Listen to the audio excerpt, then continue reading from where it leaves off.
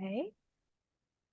And to begin tonight's program, I wanted to acknowledge that the Eiteljorg Museum respectfully sits upon the ancestral lands of the Miami, Potawatomi, Delaware, Shawnee, Kickapoo, and Peoria peoples.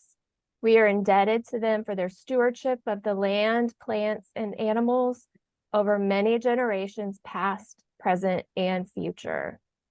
Now, without further ado, I am going to turn over the program to the Eiteljorg Museum's curator of Western art history and culture, Johanna Blume. Johanna, thank you so much for moderating the conversation tonight. My pleasure. Hi, everyone. It is my pleasure to introduce our guest speaker this evening. Bernard Williams is an established artist based in Chicago, Illinois, and working in painting, sculpture, installation, and public art. He holds a BFA from the University of Illinois at Urbana-Champaign and an MFA from Northwestern University. His work has been exhibited in galleries and museums across the U.S. and has been represented by the Nnamdi Gallery in Detroit, the Thomas McCormick Gallery in Chicago, and the Ethan Cohen Gallery in New York. Williams has received recognition both regionally and nationally, including grants from the Illinois Arts Council, Arcadia in New York in 2001, the Meyer Foundation in Chicago in 2013, and the Adolf and Esther Gottlieb Foundation in New York in 2015. He has completed artist residencies at the Skowhegan School of Painting and Sculpture, the Fine Arts Work Center in Provincetown, Massachusetts, and the International School and Curatorial Program in New York in 2013. The artist began painting outdoor murals in the early 1990s with the Chicago Public Art Group. While continuing with CPAG, Williams has added outdoor sculpture to his practice. In recent years, he has created several outdoor steel sculptures in Chicago and completed the Black Tractor Project at the Arts Club of Chicago 2019. In November 2020 to May 2021, he debuted a large sculptural work in the Long Dream Group exhibition at the Museum of Contemporary Art in Chicago. In 2022, the artist installed a large outdoor steel sculpture commission celebrating the African-American suffragette Naomi Anderson in Michigan City, Indiana. In 2023, the artist installed steel sculptures at the Nathan Manilow Sculpture Park at Governor State University in University Park, Illinois, and also in Dallas, Texas. And as many of you may know, we have one of Bernard Williams' pieces here in the collection of the Eiteljorg. We have the piece Black Cowboy, Bill Pickett, which was painted in 1995 and came to the museum in 1999, thanks to the generosity of Mrs. Anne O'Connor, who purchased it in memory of her husband, Richard Carr O'Connor. And this was a painting that was actually exhibited a couple of times at the Eiteljorg before it came into the permanent collection. And it's prominently featured in our Western galleries currently. It's a piece that's been featured in many rotations of different shows over the course of our history in the contemporary galleries and elsewhere. So it's a really iconic work in the museum's collection, a piece that I think many people in the city associate with the Eiteljorg. So without further ado, I'm going to turn it over to Mr. Williams to talk about his art. Thank you for joining us. All right. Thank you. I want to thank Johanna and Alyssa for inviting me to talk about the painting and some of the history around the painting. It's a real honor to have a painting that, will always have a home in a museum. A lot of artists don't get that honor. So, it's a real special thing to have a piece that lives in a collection like the Eiteljorg. It's really an amazing museum. And, the work is surrounded by some really great works of art there in Indianapolis. But this painting was part of a series of paintings that I started in the mid to late 90s. I finished graduate school in I think it was around 1990, 91. Um, and this body of work, which I call the Western paintings, I started, several years after graduate school. And I think about these paintings as one of the first kind of um, mature bodies of work that I kind of found, after school. The big challenge, certainly after you finish a graduate degree, is to really, find your voice, find some material that you can really kind of get involved with and develop. And this body of Western paintings was really that thing for me. Um, there's probably around 50 works in that body of paintings. That's a guess.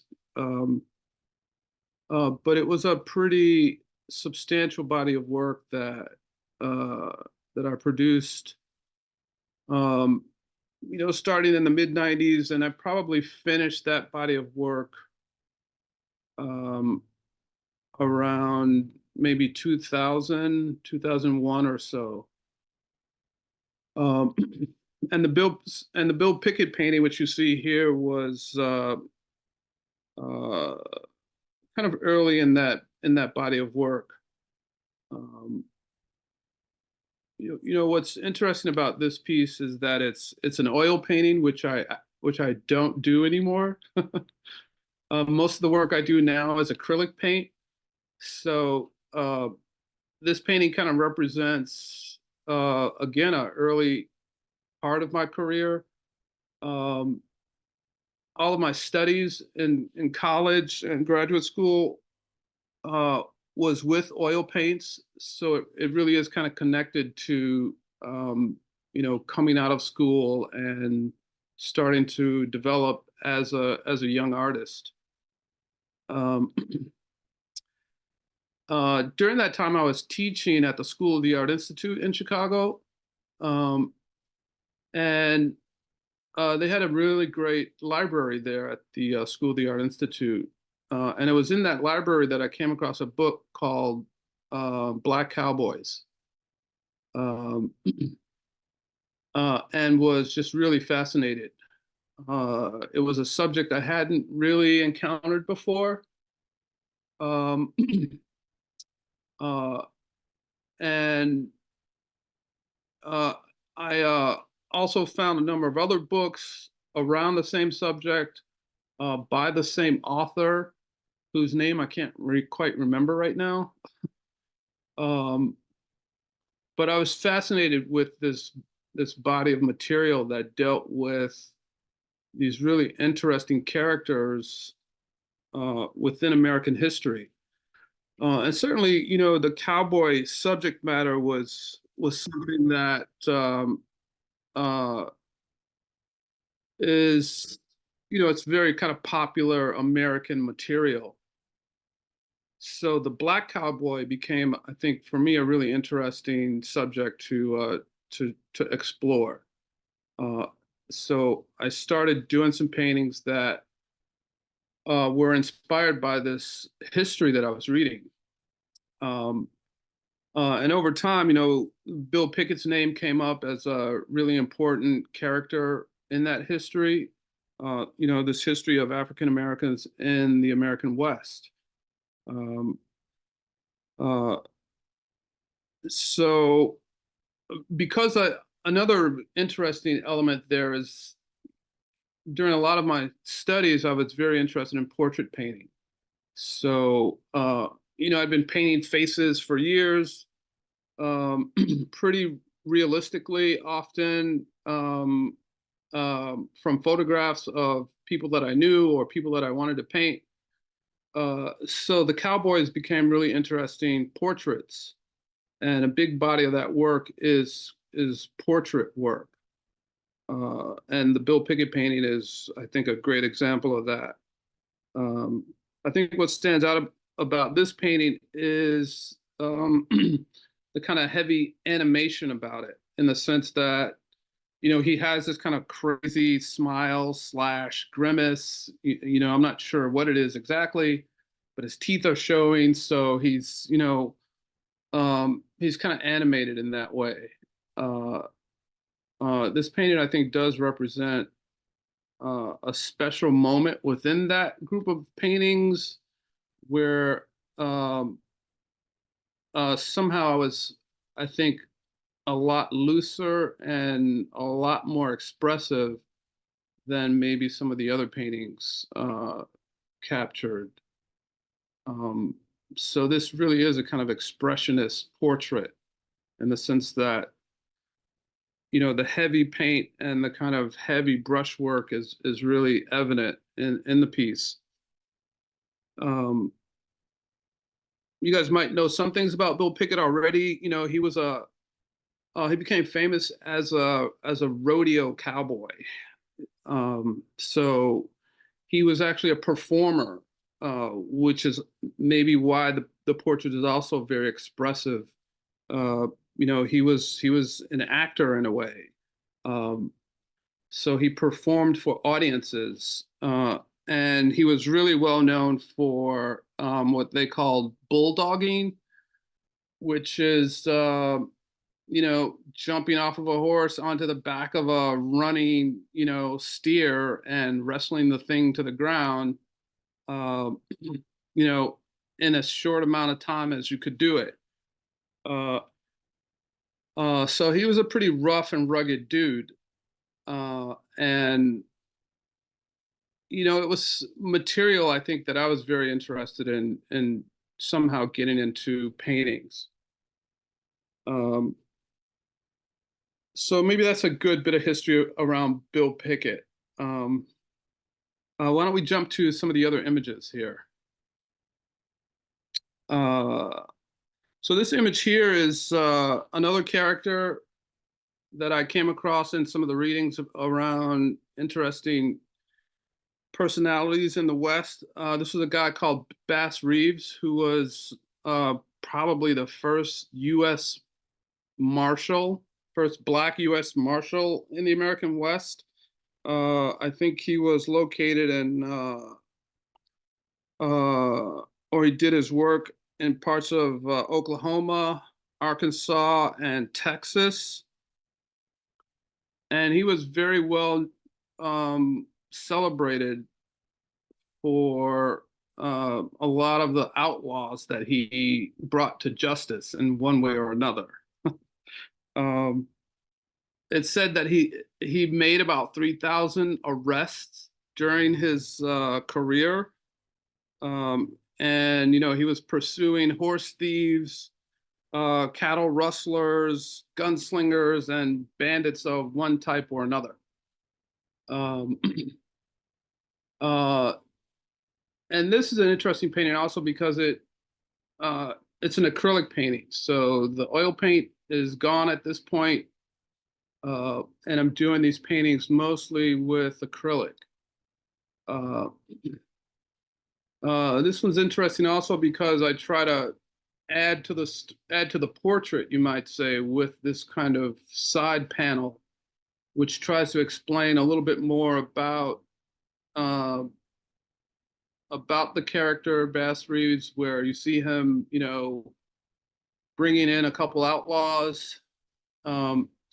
The other imagery in the painting suggests aspects of Native American culture and Western history, and also an effort to kind of connect that history with some African history. So in a lot of these paintings, I try to make reference to the African origins of these characters. So, in the lower parts of that panel, there's some kind of ceremonial patterns. And there's a mask image there. Again, referencing, the connections to African culture. Why don't we move to the next one there?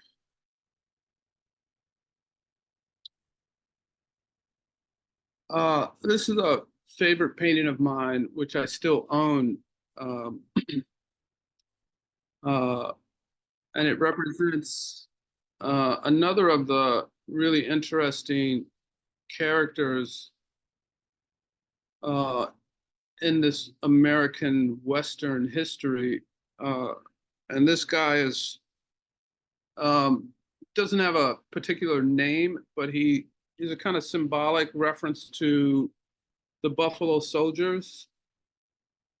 Uh, and the Buffalo Soldiers were basically African American men who were part of the U.S. Army um, in parts of the West. Uh, they operated in places like Kansas, Oklahoma, Arizona, and Texas. Basically as the U.S. Army. It's said that they got their name, Buffalo Soldiers, from some of the American Indians. Um, it was supposedly a reference to their tenacity, and also a reference to their woolly hair. So this term Buffalo Soldiers really stuck with these Black soldiers. And unfortunately, they were part of, the American effort to subjugate Native cultures in the West. So it's kind of a dubious history, but nevertheless, you know, it's part of the history. But I captured this particular soldier. It was based on a photo that I saw or found in some of the research of a soldier wearing a buffalo hide coat, or it could have been a bison hide. I've heard both, so I'm not sure, which one it is, but they both have pretty similar coats. So I think about it as a kind of, again, a very expressive portrait. Um, um, I rarely paint these men as happy people because I don't think they were, a lot of the work that they were doing was very difficult and kind of ugly.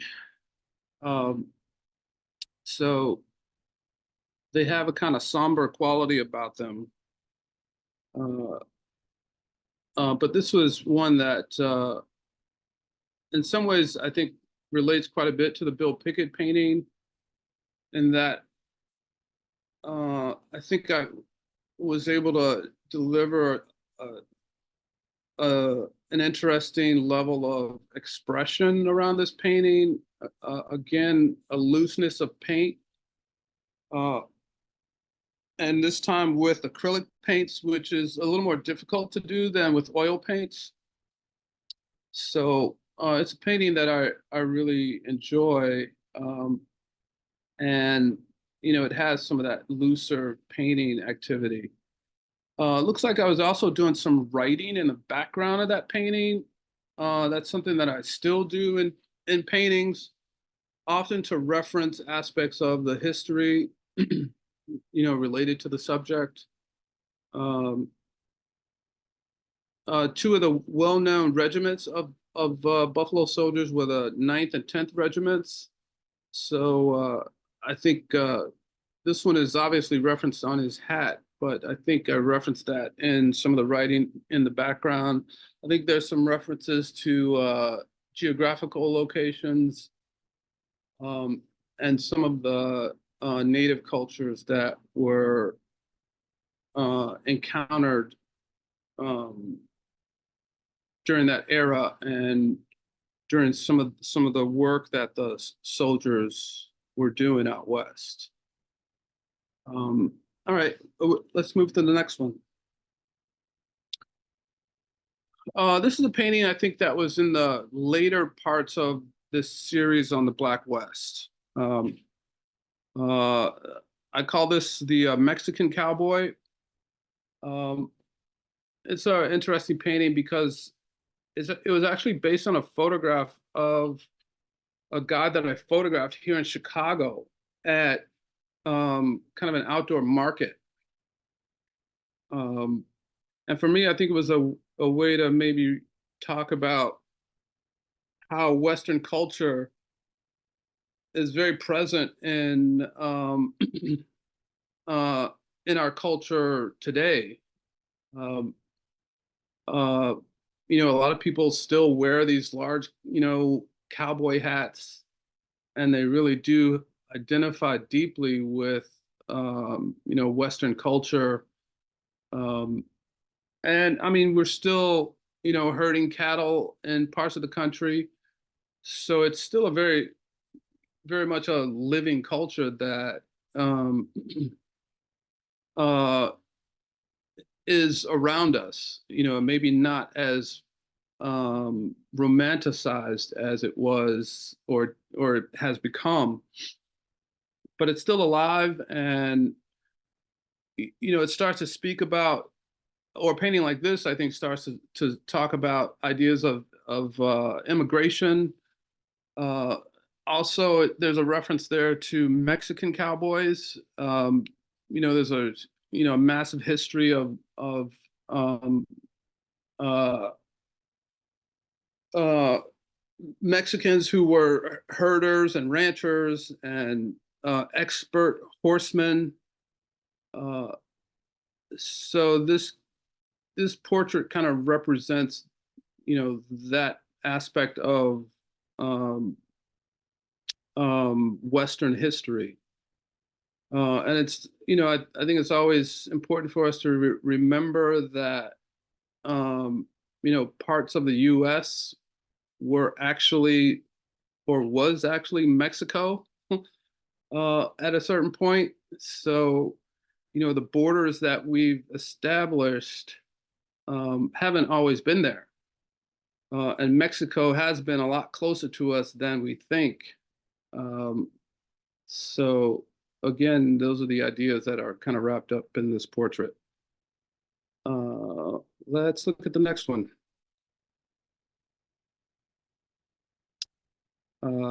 Okay. Did I have a title on that painting? Do you guys? I can't recall what the title on this painting was. The title is Black Indian Connections. Okay, thank you. So one of the big subjects that I encountered also in some of the research around the American West were these connections between African Americans and Native Americans. A lot of people don't know that all 5 of the so-called civilized tribes actually kept slaves during the slavery era. So they were, you know, had some very intimate contact with Africans or African Americans. So that's something that I wanted to somehow, you know, speak to with this body of work. So here, you know, there's this kind of so there's 2 portraits here. This kind of ceremonial. Maybe he's a chief. Maybe he's, you know, an important person in the community. But he's kind of set against, you know, this cowboy-like image.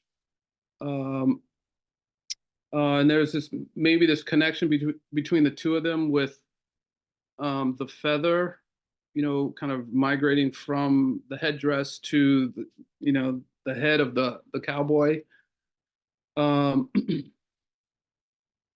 You know, some of the thought there was that some of the connections between the cultures despite the kind of difficult power relationships, there was, some interesting documented intimacy between the two cultures. Um, and within that history, you do find a lot of photographs of people who have mixed heritage. So you do see, Black Indians. Uh, so there was, a big degree of intimacy between the two cultures, and there's people who really identify with both cultures to this day. So this was a painting that was trying to talk about some of that. Yeah, let's go to the next one there. And I should say that that last painting was, I would say, moving towards the end of that series, the Western paintings. So it probably dates in the early 2000s. This painting was probably one of the first, not the first, but one of the most early of the series. And I certainly enjoyed the kind of looseness that is kind of moving around this painting, loose paint, writing in the paintings, um, uh, and a really kind of loose drawing and paint movement. But the idea here was referencing some of the kind of ancestral um, and maybe intercontinental subject matter of the cowboy, or what might have been known as a herdsman in African culture, and this kind of interesting hat that this guy is wearing, which in some ways is kind of a precursor, or some uh, uh, a really strange, interesting um, type of cowboy hat. Um, so both these main characters in the paintings have, these two different styles of headgear. Um, you know, uh, herdsmen really, it's important for them to protect their heads.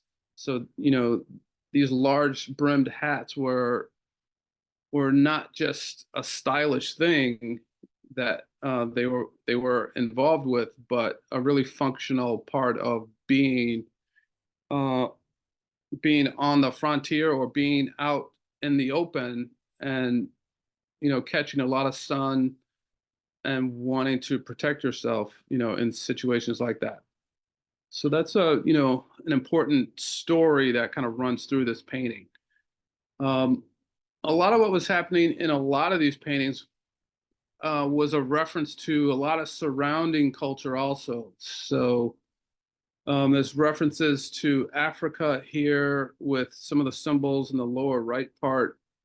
Um, References to ancient Mexico with the kind of yellow line drawing near the African cowboy. Um, uh, this connection to animals, was universal. So I think I was trying to talk about that with these references, to different cultures and different parts of the world. In the upper part there, the blue circle is a kind of navigation symbol that comes from maps. And again, a reference to the kind of global nature of herding. And maybe we should move to the next one just for the sake of time. This is a interesting photo of Bill Pickett. Um, it's really great that some of these early cowboys were actually photographed. And these were some of the photographs that I encountered when I first came across this material. So there was some particular references I could make as I was doing drawings and trying to, give form to some of these portraits. I think we have another photo there. Yeah. This is another guy, another cowboy, guy named Isam Dart. Somebody I'd never heard of, but here is a picture of this really interesting looking dude. Um, uh, and I think I did make a full figure painting of this guy at one point, based on this photograph. It's just a really wonderful photograph. Um, uh, Isam Dart was a cattleman, he was a rancher, and he was also an outlaw. So he did his share of stealing cattle along with herding cattle. Um, uh, so, a lot of the romance and, kind of popular history around cowboys can be laid onto Black cowboys as much as white cowboys. And it's a subject matter that I think is important that we are familiar with, because maybe a lot of our history is basically kind of whitewashed when it comes to some of the important stories. Again, I think what attracted me was that I'd never really seen images of Black cowboys before. And I think a lot of people have never seen images like that. So the photography is really important. And, I tried to extend that into the paintings to give some, just some more life to the history. I think the more we understand our history, the better people we become.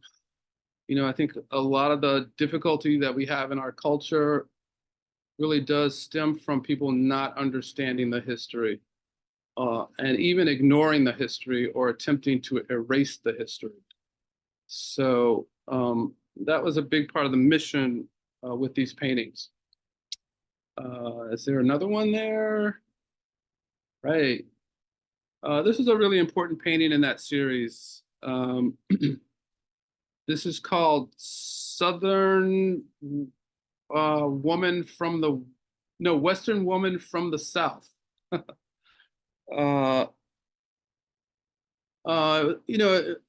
was important to give image to women in the West. This was a photograph that didn't really have a name to it, but just a woman with an incredibly powerful face. So this portrait was based on an actual photograph. I did my own thing with the coloring around this photo.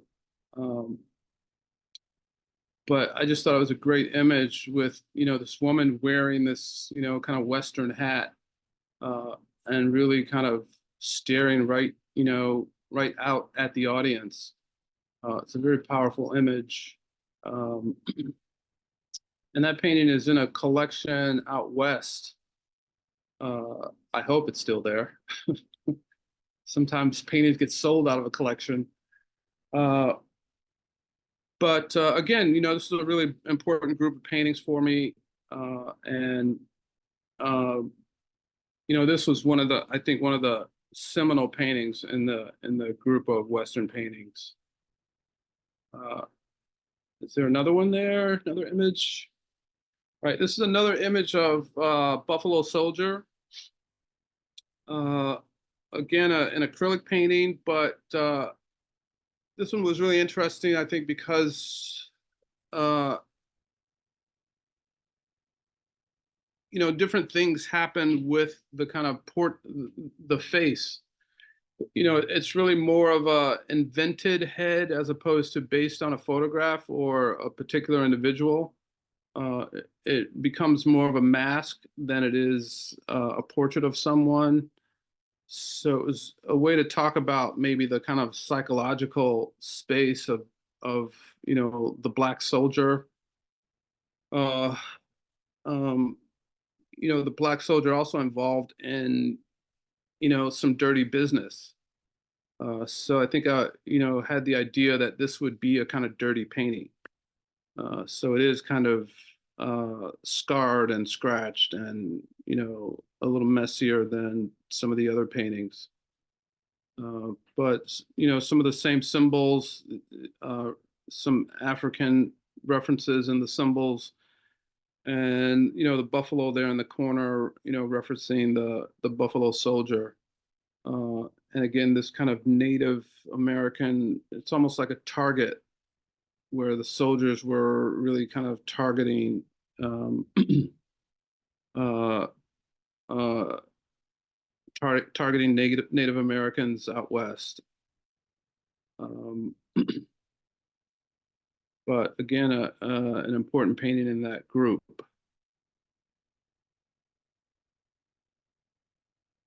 This was a really large painting. That painting is probably about 12 feet across and about 10 feet high. And I think was towards the end of the series, I started to make some really monumental sized cowboy heads at the end of that series. So this head is probably 10 feet tall or maybe 9 feet, something like that. And again, not a portrait of anyone in particular, but a kind of symbolic mask-like portrait. So both characters are represented, I think, as kind of symbolic portraits. But again, kind of connecting African culture with Native American culture, and trying to talk about these, both intimate and very conflictual connections between different groups during that era. So the painting does have this kind of scratchy, brushy quality that I think is maybe trying to reference these kind of uneasy relationships. Next one, is there another one? Oh yeah. This painting is doing, I think, some of the similar work that the previous painting, again,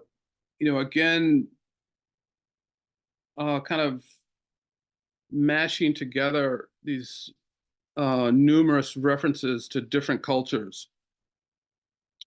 The central one there is the rodeo cowboy. One of the things that happened in this body of work was,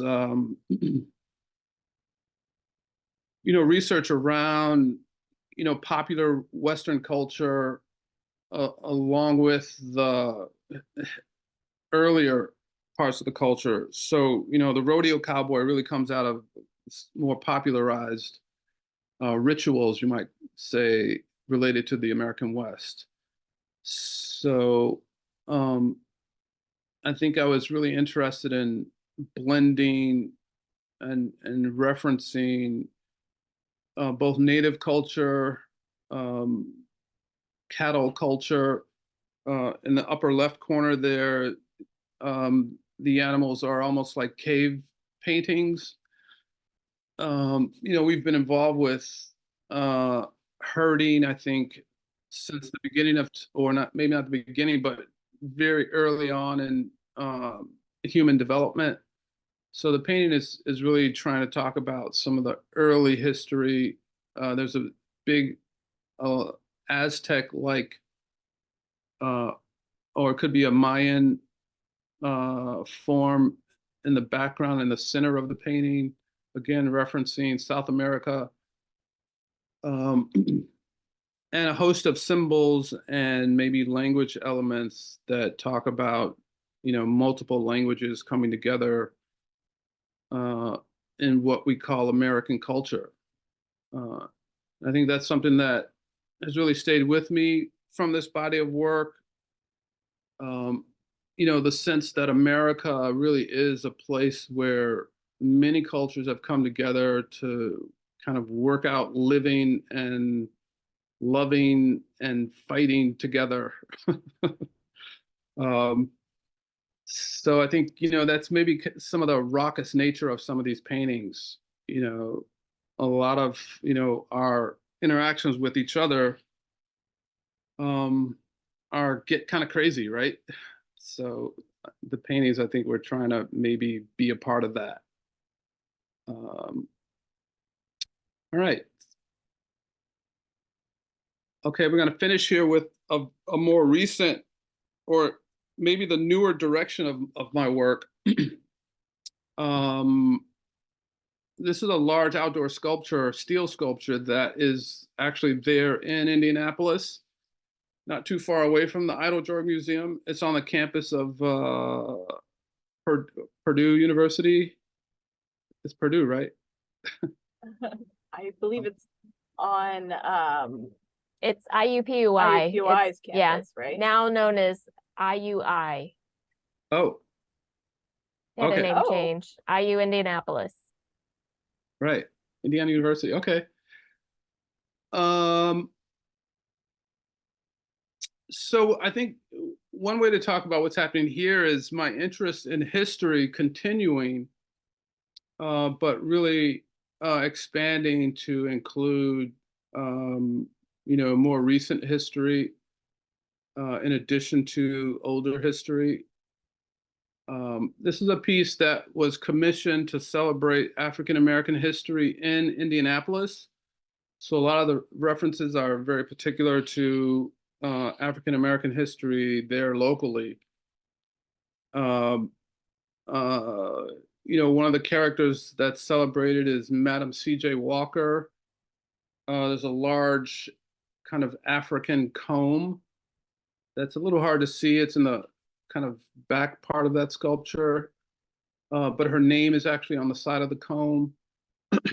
The large guitar there, which kind of stretches the height of the sculpture, has Wes Montgomery's name on it. He was a really well-known jazz musician who was originally from Indianapolis. In the foreground here, there's a bicyclist with the letters MT in the middle of his tires. As a reference to a guy named Major Taylor, who was a world-renowned cyclist in the 1920s and 30s, I think it was. So the sculpture is kind of filled with history from the area, and a lot of the history kind of represented through the use of symbols. And that's been a good part of the direction of a lot of my work more recently, a use of kind of flat graphic symbols in combination with large pattern. So that really does kind of bring us current with some of the work that I'm doing now. And maybe is the moment where we shift, right?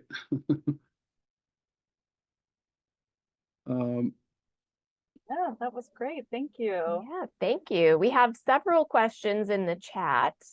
So we may or may not have time to get to all of them. But first of all, Laura is asking, why did you switch from oil to acrylic?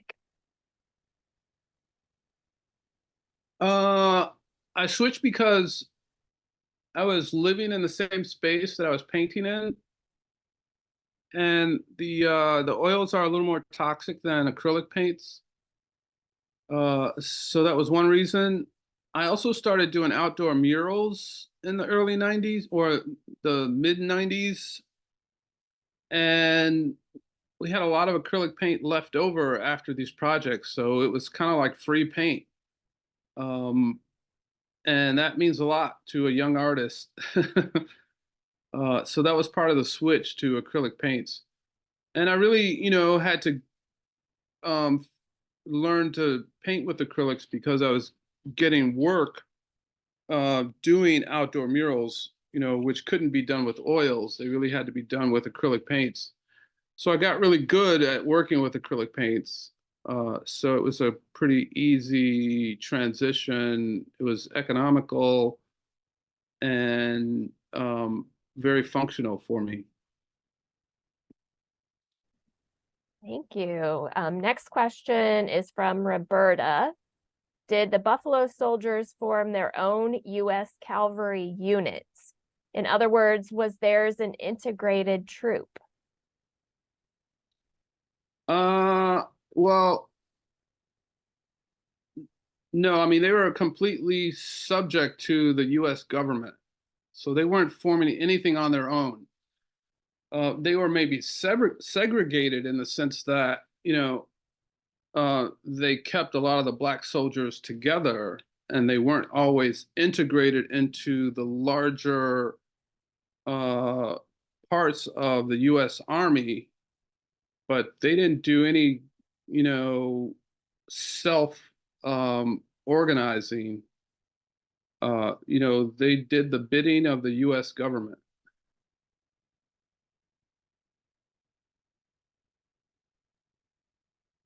Thank you.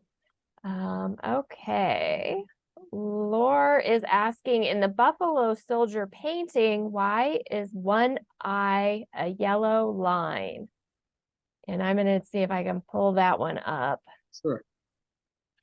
Again, those were symbolic portraits. So I think that was the buffalo coat, the soldier in the buffalo coat. Yeah. It's a kind of sinister, almost robot-like gesture. Kind of like a mask, like an African mask. A lot of masks will have like a slit for an eye. There's no real eye there. So again, it's this kind of reference to African culture, to African masks, and maybe some popular culture with, things like Transformers, robots, and aliens. Yeah, that's where that comes from. And I also had a teacher here in Chicago named Ed Paschke. Ed Paschke painted these characters with strange eyes also, and I think that was a little bit of his influence. Yeah. Okay. Sharon would like to know, what are you working on now? Oh, well, I just finished a couple sculptures, this past year, outdoor steel sculptures. So stuff like, the sculpture we just looked at. I just put one of those up in Dallas. And I'm finishing one now that another outdoor steel sculpture. It has a lot of pattern on it, or one large pattern. So again, I'm cutting patterns out of steel. And a lot of the references are the same. The piece in Dallas was a piece that was celebrating African American culture on the south side of Dallas. So I was, very similar to the Indianapolis piece, referencing particular individuals. What was nice was that piece in Dallas actually had kind of a cowboy character in the mix. So it's kind of a nice throwback to some of the Western work. And you can see a painting behind me. That's a new painting. A lot of my interest now has really kind of exploded out into cultures around the globe. Which again connects with the Western paintings, like that last painting we saw with the rodeo cowboy, and references to ancient Mexico and native culture and African culture. A lot of that is happening in the paintings now, without a reference or really just moving beyond American history and really trying to talk about a global space.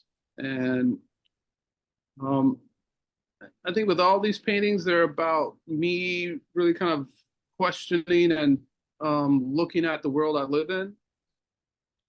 I think maybe a lot of that has to do with growing up in Chicago, which is a really international city.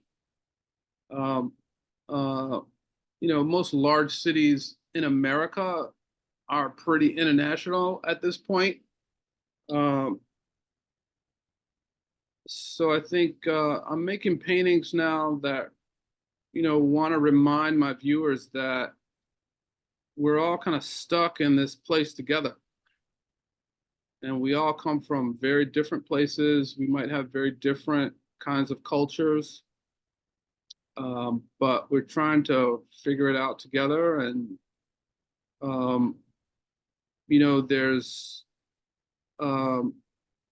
movement, you know, in between cultures, and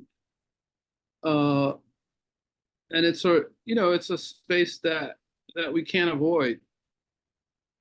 So I like to kind of remind people with the paintings that there is a lot of difference. My paintings are filled with patterns that come from different places geographically, and even often geographical locations are painted right into the paintings, words, letters, numbers. So I think I'm trying to travel the world, you know, in a pretty similar way, but maybe in a more international kind of language.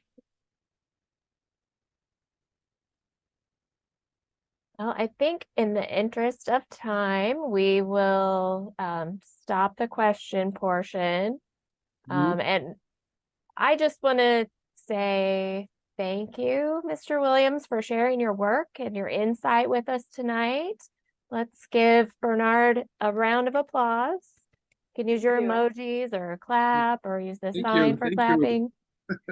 Thanks for coming. And thank you, Johanna, for moderating the discussion.